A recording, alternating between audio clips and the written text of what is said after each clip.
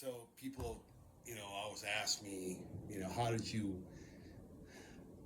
find your way to a website in another country and do all this stuff? It's pretty simple. Back in 2011, I kind of, wrote a business plan, and my thought process is that there's, just whatever, so many personalities around the world, and they exist in every culture.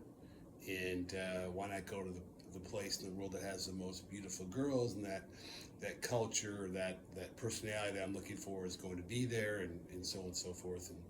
And a lot of those countries, I like dark complected, dark haired girls, and a lot of those countries are Catholic based. So I thought, a lot of our morals and values would be similar.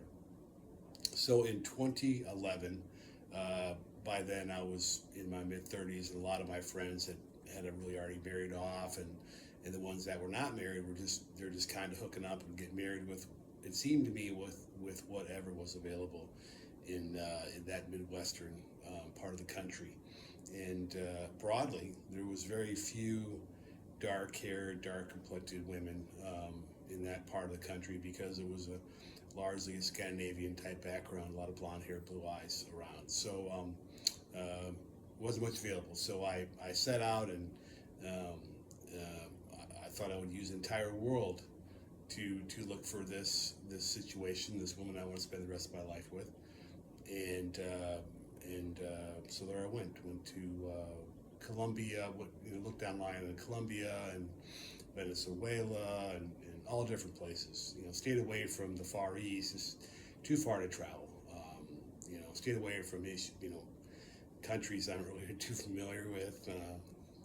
Russians got a bad reputation for internet dealings and so forth with dating, so I stayed away from there. So, focused my attention to the South America region, and found my bride, and we talked for, I would say probably about a year.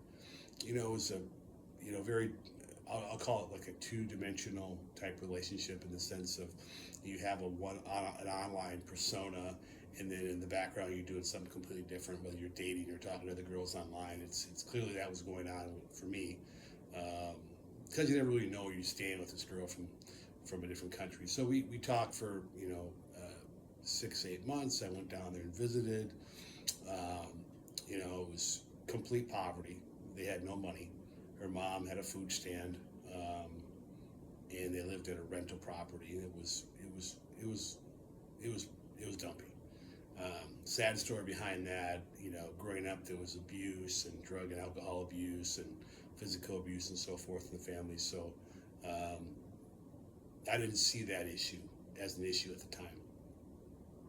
So, 3 or 4 trips later, I proposed to her, and she said yes, and we started the process of going through the